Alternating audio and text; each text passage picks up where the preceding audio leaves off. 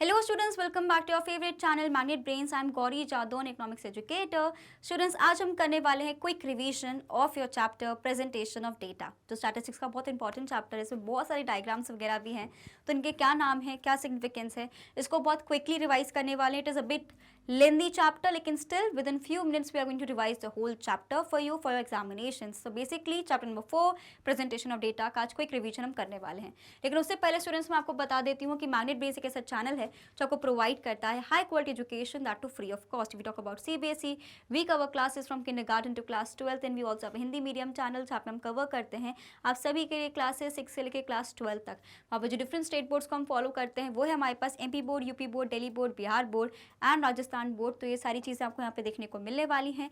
साथ ही में students we also provide e notes and e books, उसकी जो लिंक है आपको बिल्कुल डिस्क्रिप्शन बॉक्स में देखने को मिल जाएगी, तो कभी भी जाके आप देख सकते हो। इसी तरीके से आपको बने रहना है हमारे साथ मैग्नेट ब्रेन्स पर एंड जल्दी से करना है like, share and subscribe to the channel. So shall we start then with a quick revision. So basically students अगर हम बात करते हैं स्टैटिस्टिक्स की, अभी तक स्टैटिस्टिक्स की जर्नी में हमने ये समझा है कि स्टैटिस्टिक्स का मतलब होता है कि जो भी डेटा है उसको अच्छे से एनालाइज करना, इंटरप्रिटेट करना, है ना। लेकिन इसका भी एक सीरीज होता है। सबसे पहले क्या होता है, कोई मुझे बताएगा? सबसे पहले मेरे पास होता है कलेक्शन ऑफ डेटा,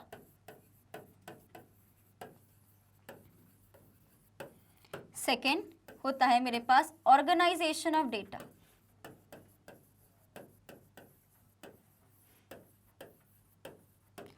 थर्ड क्या होगा मेरे पास? Of course presentation of data,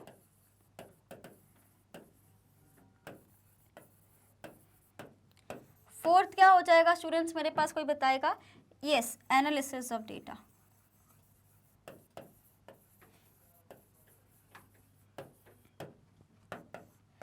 and fifth क्या हो जाएगा?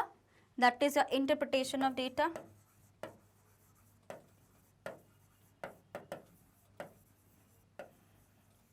एंड लास्ट में आप बना दोगे इसकी रिपोर्ट। तो ये सारी चीजें मेरी क्या होती हैं?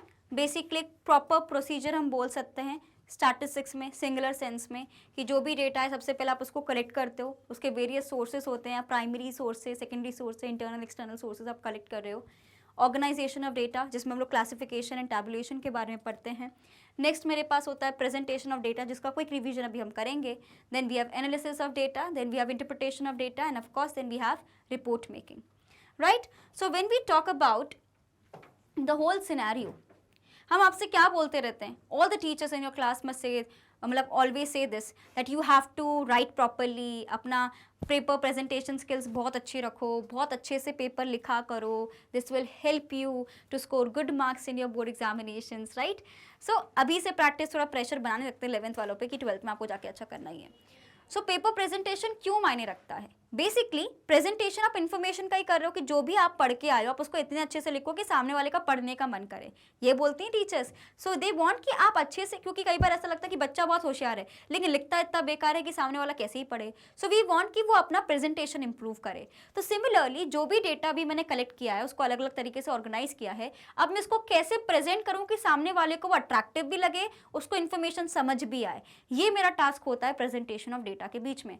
सो it refers to the exhibition of data in such a clear and a crystal clear method जो अट्रैक्टिव भी लगे प्लस इंफॉर्मेशन भी आसानी से समझ आ पाए। Data can be presented in different forms including textual और डिस्क्रिप्टिव मेथड और टैबुलर रिप्रेजेंटेशन, डायग्रामेटिक रिप्रेजेंटेशन। यानी एक ही जो हमारे पास डेटा है उसको प्रेजेंट करने के बहुत सारे मेथड्स होते हैं। आप रिटन में कर सकते हो, यानी थ्रू टेक्स्ट कर सकते हो, आप टेबल्स के थ्रू कर सकते हो, आप डायग्राम्स के थ्रू कर सकते हो, देर आर सो मैनी, आप ग्राफ के थ्रू कर सकते हो। So there are basically so many ways जिसके थ्रू आप अपने डेटा को प्रेजेंट कर सकते हो, राइट। सो बेसिकली हमें देखना है कि कौन सा डेटा टेक्स्ट के लिए सही रहता है, कौन सा डेटा के लिए टेबल फॉर्म में हमें लिखना चाहिए, कौन से डेटा के लिए डायग्राम्स यूज करने चाहिए, कौन से डेटा को ग्राफिकली प्रेजेंट करना चाहिए। तो इस पूरे चैप्टर में हम यही समझने वाले हैं। Clear? Take a screenshot now, क्योंकि स्टैटिस्टिक्स अगर हमसे नहीं बनता है तो कोई चीज़ हमें बचाती है तो बेसिकली हमारा होता है your theory, right. So we need to practise theory as well. आ जाओ, सबसे पहले स्टूडेंट्स हम देखेंगे textual presentation of data. Textual presentation of data मतलब रिटन फॉर्म में डेटा को लिखना। अब सिंपल सी बात है, कॉमन सेंस है, अगर मेरे पास 1000 लोग का डेटा होगा तो मैं 1000 लोग के बारे में ऐसे लिखती तो नहीं रहूंगी, कितना टाइम जाएगा। इट्स बेटर कि मैं टेबल बनाऊंगी, उनका नाम डालूंगी एंड ग्रेड्स डाल दूंगी, सिंपल। इससे क्या होगा, वो अट्रैक्टिव भी लगेगा, समझ भी आएगा सामने वाले को कि किसको कौन सा ग्रेड मिला है। लेकिन अगर मैं पैराग्राफ में लिख दूंगी तो किसी को कुछ समझ नहीं आएगा, है ना। तो ऑफ कोर्स अगर मैं टेक्स्ट के फॉर्म में अगर डेटा प्रेजेंट करना भी चाह रही हूँ तो सबसे पहले मुझे ये देखना पड़ेगा कि वो डेटा ज़्यादा लेंदी नहीं होना चाहिए, right? So the textual or the descriptive presentation of data is one of the most common form of presentation of data. In this, data is a part of the text of the study or a part of the description of the study matter. It is usually preferred when the quantity of the data is not very large. मैंने अभी आपको बताया कब prefer किया जाएगा, जब जो data जो मेरे पास है, वो जो इन्फॉर्मेशन जो है वो ज़्यादा बड़ी ना हो। For example, there are 50 students in the class, among them 30 are boys and 20 are girls. अब इसको मैं एक लाइन में बता सकती हूँ, लेकिन सपोज अगर मुझे 30 बॉयज़ के मम्मी पापा सबके बारे में लिखना है तो फिर तो मेरे लिए लिखना पॉसिबल नहीं होगा, मैं एक टेबल में लिखूंगी तो वो ज़्यादा बेटर रहेगा। This is the data that can be understood with the help of a simple text and no table or pie diagram is required for the same. तो of course मुझे ये देखना पड़ेगा कि जो भी डेटा मैं यहाँ पे प्रेजेंट कर रही हूँ, whatever the data I am presenting, उसकी सूटेबिलिटी क्या है। सूटेबिलिटी क्या होती है टेक्सचुअल डायग्राम्स में, सॉरी टेक्सचुअल प्रेजेंटेशन में, कि हमारे पास बहुत लिमिटेड डेटा है तो हमेशा हम लोग टेक्सचुअल प्रेजेंटेशन ऑफ डेटा के लिए ही जाएंगे।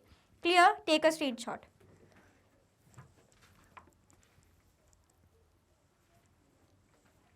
डन। अब जैसे कि बहुत इंपॉर्टेंट है वो है मेरे पास, that is your format of the table.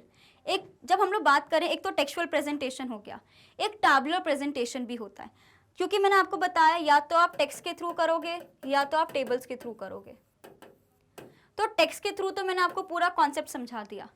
Tabular format में क्या होता है, कई बार जब मेरे पास इन्फॉर्मेशन गिवन रहती है, whatever the information is given to me, उसको हम लोग लिख के नहीं बता सकते, तो उस केस में हमेशा बेनिफिशियल रहता है कि मैं टेबल फॉर्मेट में उसको लिखूं। तो जब भी मेरे पास ज़्यादा डेटा होगा मैं हमेशा टेबल फॉर्मेट में जाऊंगी, वो इजी रहता है, प्लस बहुत जल्दी हम लोग आइडेंटिफाई कर लेते हैं इन्फॉर्मेशन को, है ना। अब जैसे कि इधर एग्जाम्पल में दे रही हूँ, फॉर्मेट ऑफ द टेबल, उसमें क्या क्या चीज़ें हैं। सबसे पहले हम लोग लिखते हैं टेबल नंबर, सबसे पहले हम लिखते हैं टेबल नंबर। टेबल नंबर के नीचे आता है मेरे पास टाइटल, कि ये टेबल किस चीज़ से रिलेटेड है। फिर कोई एक्स्ट्रा इन्फॉर्मेशन मुझे छोटी मोटी देनी है तो मैं इसको हेड नोट में डाल देती हूँ। क्लियर? फिर मेरे पास रोज एंड कॉलम्स आते हैं। यहाँ पे मेरा पूरा बॉडी होता है जहाँ पे मैं पूरा लिखती हूँ सारी चीज़ें जो मैं डेटा अपना फीड करूँगी। Of course then we total the columns and last में सोर्स नोट देते हैं हम कि हमने कहाँ से डेटा उठाया है ना। क्योंकि जो भी डेटा से कि अगर मुझे लिखना है कि इंडिया में कितनी गरीबी है, कितने मेल्स एम्प्लॉयड हैं, कितने मेल्स अनएम्प्लॉयड हैं, तो मैंने लिख दिया कि मैंने गवर्नमेंट की साइट से यहाँ से डेटा उठाया है, तो मुझे यहाँ पे लिखना पड़ेगा उसका सोर्स। क्लियर? एंड फुटनोट्स का मतलब होता है जो बॉडी में आपने जो भी चीज़ें लिखी हैं उसकी कोई एक पर्टिकुलर इन्फॉर्मेशन आपको एक्स्ट्रा ज़्यादा बतानी है तो आप ये वाला स्टार मार्क लगा के एक्सप्लेन कर सकते हो फुटनोट में। क्लियर? एग्जाम्पल देखिए, सपोज सबसे पहले आपको डालना पड़ेगा टेबल नंबर। टेबल नंबर का जैसे कि आप अपने बुक्स वगैरह में भी देखते हो एक टेबल नंबर आपको गिवन रहता है ना, कि ये डायग्राम उसके नीचे लिखा रहता है कि ये टेबल 1.1 का टेबल है, या स्केड्यूल या डायग्राम में जो आप देखते हो। ये क्यों रहता है? ताकि सामने वाले को आइडेंटिफाई करने में आसान हो, ठीक है टेबल ऐसा बना है पर इसकी मेन इन्फॉर्मेशन कहाँ है, right. So that is why आप एक नंबरिंग डाल देते हो। अब यहाँ पे आप देखोगे सबसे पहले आ गया टेबल नंबर, उसके नीचे क्या आता है? टाइटल। सो टाइटल क्या डाला है मैंने? Literacy in Bihar by the sex and location. Basically gender ratio के बेसिस हम देखना चाह रहे हैं और लोकेशन के बेसिस पे कि बिहार में कितना लिटरेसी है। ठीक है जी।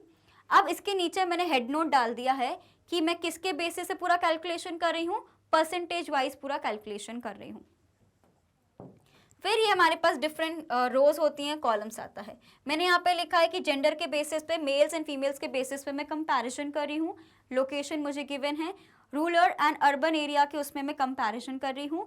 यहाँ पे मैंने टोटल लिख दिया है।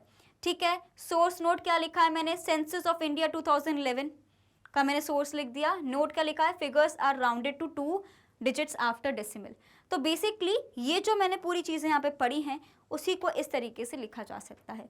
सो टैबुलर फॉर्मेट में चीज़ें जल्दी समझ में आती हैं। आप एक ही छोटे से टेबल में आप देख सकते हो, मैंने सारी चीज़ें लिख दी कि जेंडर के बेसिस पे क्या है, लोकेशन के बेसिस पे क्या है, total, percentage, important information, each and everything is summarise in just one table.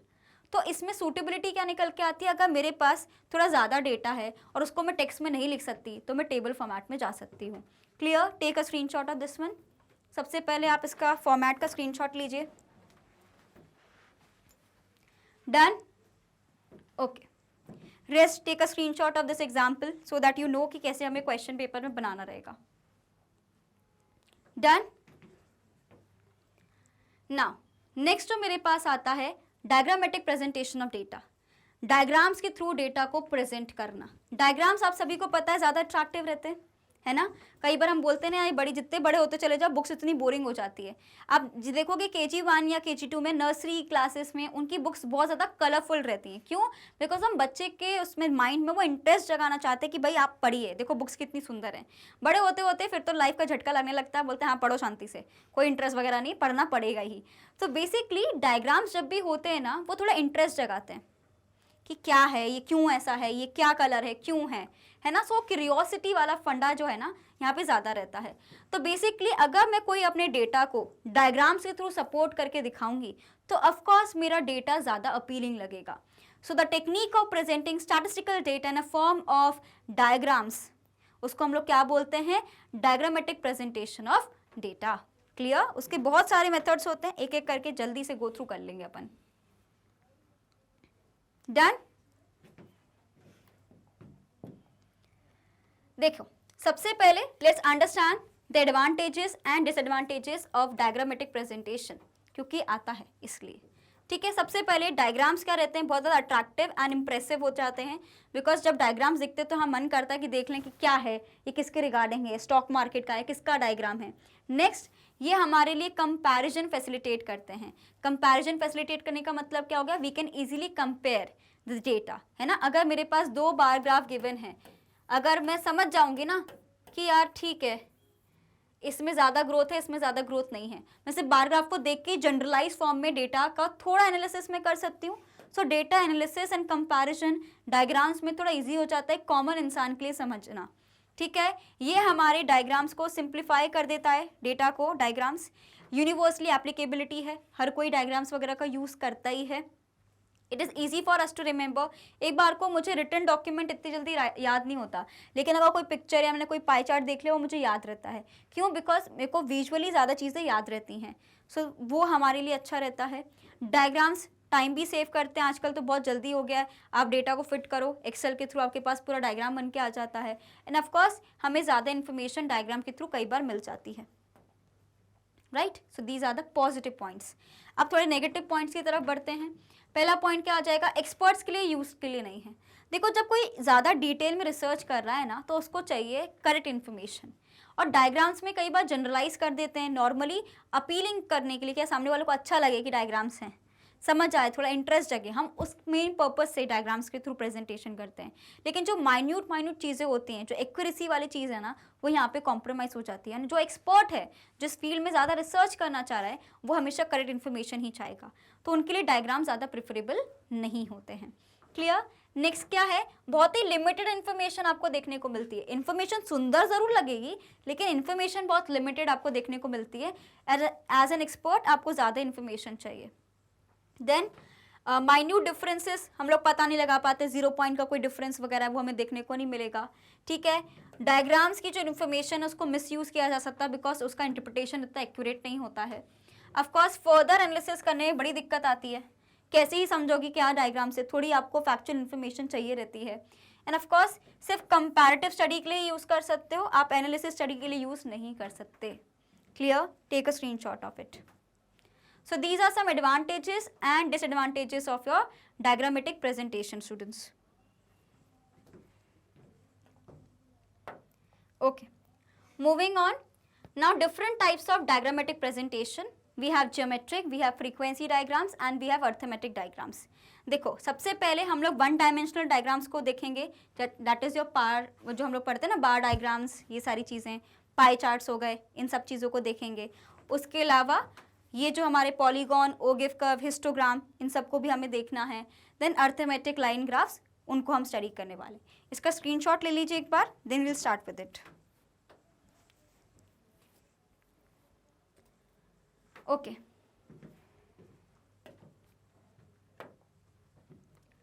सबसे पहले simple bar diagram. Simple bar diagram यानी रेक्टेंगुलर जो अपने पास बार्स होते हैं उसके थ्रू मैं डेटा को प्रेजेंट कर रही हूँ, इक्वल विथ होती है, उसको हम क्या बोलते हैं, बार डायग्राम्स। मल्टीपल डायग्राम होते हैं, कई बार एक ही उसमें आपको अलग अलग उसके बार डायग्राम्स देखने को मिल जाते हैं एक ही बार डायग्राम में जब हम लोग कंपैरिजन करते हैं। देन वी हैव सब डिवाइडेड बार डायग्राम, कि एक ही बार डायग्राम में हमने सब डिवाइड कर दिया। Then we have percentage bar diagram, जो कि बिल्कुल सिंपल बार डायग्राम के हिसाब से ही होता है, बस यहाँ पे डेटा परसेंटेज में रहेगा। नेक्स्ट जो मेरे पास रहेगा ब्रोकन स्केल बार डायग्राम, बहुत ही इंटरेस्टिंग है, एंड डेविएशन बार डायग्राम। ये कुछ हमारे पास डायग्राम्स है जिनको अच्छे से अभी पढ़ेंगे हम। Clear, take a screenshot. Done. So first we have a simple bar diagram. मैं अभी एग्जांपल्स के लिए आपको पूरा पिक्चर प्रेजेंटेशन क्यों कर रही हूँ, बिकॉज जल्दी याद रहता ना, अभी हमने पढ़ा था, easy to remember, that is why. तो सबसे पहले आपको देखना है सिंपल बार डायग्राम। यहाँ पे नॉर्मली वो हॉरिजॉन्टली भी हो सकता है, वर्टिकल भी हो सकता है, पहले तो आपको ये पता होना चाहिए। यहाँ पे ये इक्वल वृत्त करेंगे, ऐसा नहीं कि ए बार डायग्राम हमारा इतना है तो दूसरा इतना होगा, वो इक्वल वृत्त ही चलेगा, ये आपको समझना है, ठीक है। इक्वल डिस्टेंस रहते हैं बार डायग्राम्स। क्लियर, ये क्या होता है, एक सिंपल बार डायग्राम होता है, समझ आया। नेक्स्ट है मेरे पास मल्टीपल बार डायग्राम, जो मैंने अभी आपको बताए थे कि जैसे कि यहाँ पे Realme, Redmi and one plus का यहाँ पे डिफरेंट सिनेरियोज गिवन है, एंड मुझे अलग अलग बार डायग्राम्स इंडिकेट कर दिए हैं। यहाँ पे जो इंडेक्स रहता है यहाँ पे मैंने मेंशन कर दिया है कि कौन सा किस चीज़ को रिप्रेजेंट कर रहा है। तो ये हमारा क्या हो जाएगा, that will be of multiple bar diagram. जब भी हम कोई भी ग्राफ पे कोई चीज़ बना रहे हैं ना, आपको स्केलिंग का ध्यान रखना है, ठीक है, कि स्केल क्या है, इंडेक्स क्या है, इन सारी चीज़ों का ध्यान रखना है जब भी आप प्रिपेयर करोगे कोई भी ग्राफ।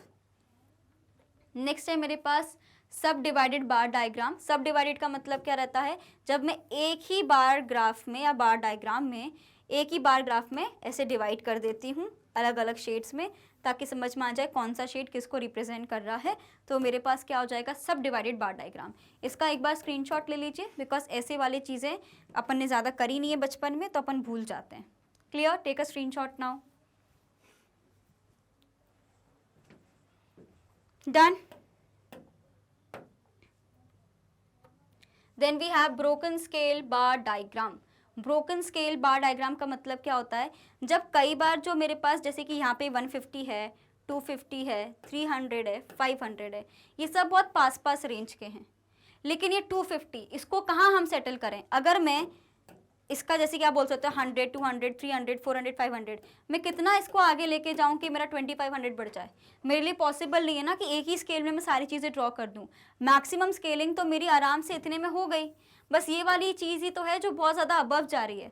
तो मैं क्या करूँगी उस केस में, टाइम बचाने के लिए, जगह बचाने के लिए ऑफ कोर्स, एंड ताकि सामने वाले को डेटा भी समझ आए, मैं ब्रोकन स्केल का प्रैक्टिस करूँगी। ब्रोकन स्केल का मतलब क्या है कि 600 तक आपने यहाँ पे मार्क कर दिया ना, ये मैक्सिमम है, यहाँ मार्क कर दो, उसके आगे छोटा सा सेक्शन मार्क करके लिख दो ऊपर कि कितने का स्केलिंग है, ताकि सामने वाले को समझ आ जाए कि यहाँ पे मैंने 100 का डिफरेंस लिया है।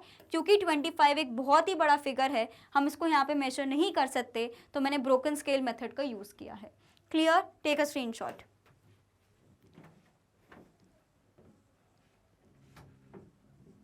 Okay, next we have is deviation bar diagram. So deviation bar diagram की जब हम बात करते हैं, डेविएशंस का मतलब क्या होता है कि कितना पॉजिटिव कितना नेगेटिव, है ना। दो हमारी चीज़ें, ऊपर हमारा पॉजिटिव एक्सेस आता है, नेगेटिव हमारा नीचे जाता है। जैसे कि कोई मेरे पास वैल्यू आई है -10, तो उसके लिए मुझे नीचे बार डायग्राम बनाना पड़ेगा। अगर +10 है तो मैं ऊपर बार ग्राफ बना दूंगी। तो ये क्या हो जाएगा, डेविएशंस को मेजर करने के लिए पॉजिटिव ऊपर रहता है और नेगेटिव नीचे रहेगा। Clear, take a screenshot.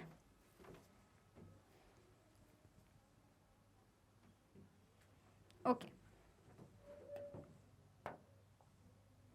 आगे बढ़े ना। नेक्स्ट है मेरे पास पाई डायग्राम। पाई डायग्राम आपको पता है ना, इसका टोटल एंगल मेरे पास 360 डिग्री रहेगा, ये तो मुझे पता है, right. So according to the degrees of the angles at the central the circle is divided into 5 parts, जैसे कि आपको दिख रहा है यहाँ पे डिफरेंट डिफरेंट मैंने परसेंटेज के बेसिस पे निकाल दिया है। अगर मुझे परसेंटेजेस के बारे में निकालना है, अगर मुझे डिग्री से परसेंटेज के उस पर जाना है तो मुझे डिवाइड करना पड़ेगा बाय परसेंटेज, अगर मुझे परसेंटेज से डिग्री में जाना है तो मुझे उसको करना पड़ेगा बाय 360, है ना। तो ये मेरा पाई डायग्राम होता है। पाई डायग्राम तो फिर भी बचपन में हमने बनाया है तो हमें पता है। नेक्स्ट जो मेरे पास आता है that is your graphical representation. Graphical representation का मतलब ये नहीं कि मैं ग्राफ में बना रही हूँ, मतलब जो डायग्राम्स का आपने यूज़ किया है ना उसी के साथ मिलके मैं थोड़ा ग्राफिकली रिप्रेजेंट करूँगी। मतलब it is a way of analysing numerical data, it exhibits the relation between data ideas information concepts in diagram. तो जो भी हमने चीज़ें पढ़ी है उसको थोड़ा रिलेट करना, मतलब डायग्राम्स ही हैं लेकिन थोड़ा हायर लेवल का। So it is easy to understand and it is one of the most important learning strategies. It always depends on the different type of information and its domain. Clear? Take a screenshot. All of you.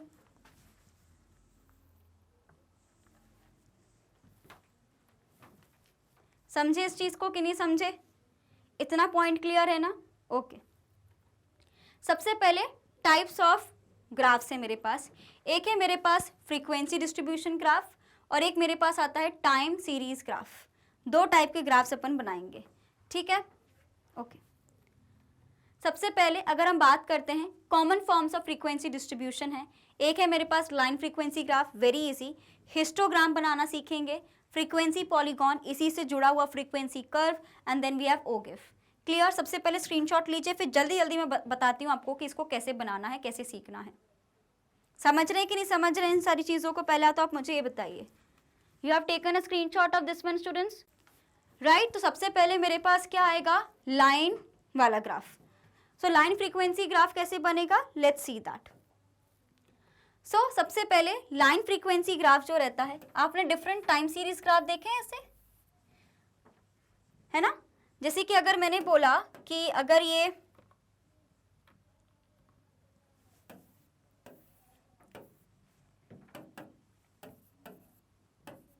ठीक है, तो जैसे कि मैंने बोला कि 10, 20, 30, 40, 5, 10, 15 and 20, कि 10 पे 5 है, 20 पे 10 है, 30 पे 20 है, 40 पे देन अगेन 5 है। तो इस तरीके से जो मेरा ग्राफ ऊपर जा रहा है या नीचे जा रहा है, तो ये मेरा क्या हो जाएगा? Line graph. मतलब एक लाइन से मैं इंडिकेट कर रही हूँ फ्रीक्वेंसीज को, तो वो लाइन फ्रीक्वेंसी ग्राफ हो जाता है, ठीक है? नेक्स्ट जो है मेरे पास हिस्टोग्राम्स। हिस्टोग्राम्स बार डायग्राम की तरह ही होते हैं, लेकिन बार ग्राफ क्या होता है स्टूडेंट्स? अभी अपन ने देखा था उनके बीच में इक्वल डिस्टेंस होता है ना? लेकिन हिस्टोग्राम में ऐसा नहीं होता। हिस्टोग्राम बिल्कुल एक दूसरे से कनेक्टेड रहते हैं। Histogram are always connected to each other. Clear? Histogram को हम लोग मोड के कैलकुलेशंस के लिए भी यूज करते हैं। ग्राफिकल रिप्रेजेंटेशन ऑफ मोड वो हिस्टोग्राम से ही होता है। क्लियर? तो स्टूडेंट्स हिस्टोग्राम एक ग्राफिकल रिप्रेजेंटेशन है जहाँ पे फ्रीक्वेंसी डिस्ट्रीब्यूशन को हम लेके आ सकते हैं, जो कंटिन्यूस वाली चीज़ें उनको लेके आ सकते हैं, बार डायग्राम में पॉसिबल नहीं है, ठीक है? सो हिस्टोग्राम मेरा 2 डायमेंशनल डायग्राम है इन विच the width of the rectangle shows the width of the class intervals and the length of the rectangle depicts the correct frequency। तो ये मेरा फ्रीक्वेंसी हो जाता है और ये मेरे क्लास इंटरवल्स को बताता है। और यहाँ पे कंटिन्यूस डिस्ट्रीब्यूशन यानी फ्रीक्वेंसी डिस्ट्रीब्यूशन पॉसिबल है। क्लियर? Take a screenshot.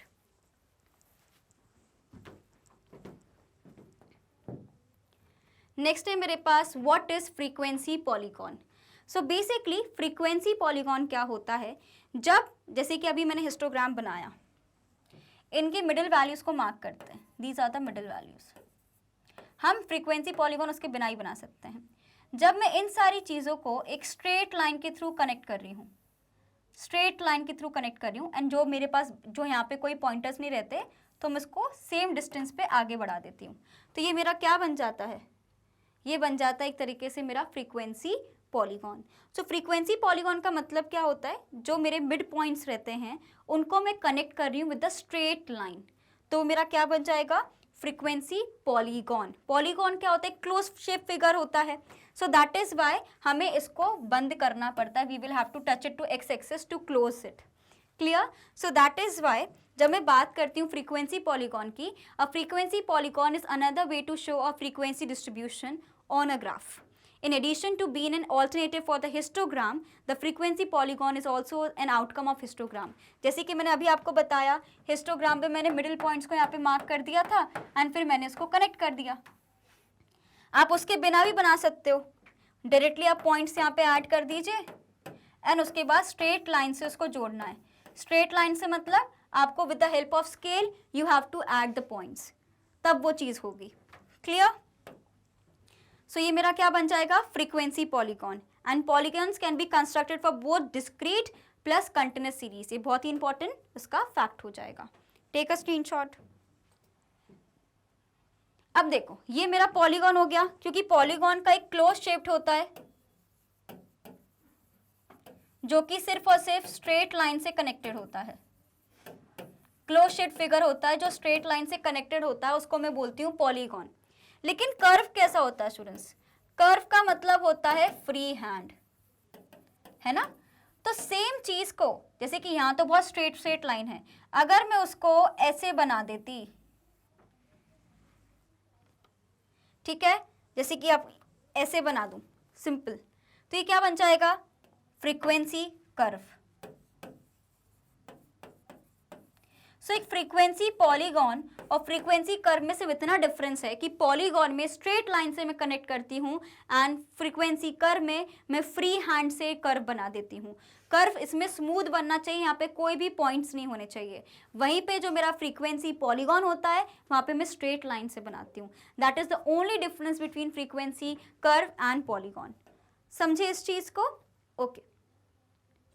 अब नेक्स्ट जो मेरे पास आता है that is your two variable graphs. जैसे कि अभी मैं आपको टाइम सीरीज ग्राफ्स के बारे में बता रही थी, है ना, कि हम ऐसे ऐसे करके बना सकते हैं. ये तो जब मैं यूनिवेरिएट की बात कर रही हूँ. यूनिवेरिएट का मतलब होता है वन सिंगल वेरिएबल की जब मैं बात करती हूँ. कई बार डेटा है मुझे दो वेरिएबल्स भी बताने पड़ते हैं, तो उस केस में मैं क्या कर सकती हूँ? डिफरेंट टाइप्स ऑफ लाइन्स का यूज कर सकती हूँ. डॉटेड लाइन्स बना सकती हूँ, है ना, ऐसी लाइन्स बना सकती हूँ, ऐसी लाइन भी बना सकती हूँ, या ऐसी लाइन भी बना सकती हूँ. There are so many options to make lines. तो हम डिफरेंट वेरिएबल्स या डिफरेंट तरीके की लाइन को यूज करके अपना दो वेरिएबल का ग्राफ बना सकते हैं.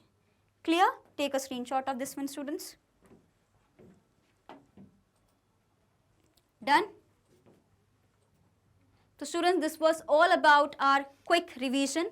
देखो इसमें बहुत डिटेल में चीजें हैं कि ये कैसे बनता है, क्या है, लेकिन अभी मेन चीज़ आपको जो ध्यान रखनी है, कोई रिवीजन तो एकदम स्क्रैच से तो हम नहीं पढ़ाएंगे, बहुत बड़ा चैप्टर है, लेकिन वो डायग्राम कैसा दिखता है उसको दिखाना बहुत ज़रूरी था, इसलिए मैंने ये सारी चीज़ों को अपने स्लाइड्स में इंक्लूड किया है. अगर आपको कोई भी टॉपिक में कन्फ्यूजन आता है, हमारा जो ऑलरेडी रेगुलर क्लासेस में वीडियोस डाले हैं, आप इसको जाके देख सकते हैं. तो students, as you all know कि मैग्नेट ब्रेन्स एक ऐसा चैनल है जो आपको प्रोवाइड करता है high quality education, that too free of cost. We talk about CBSE.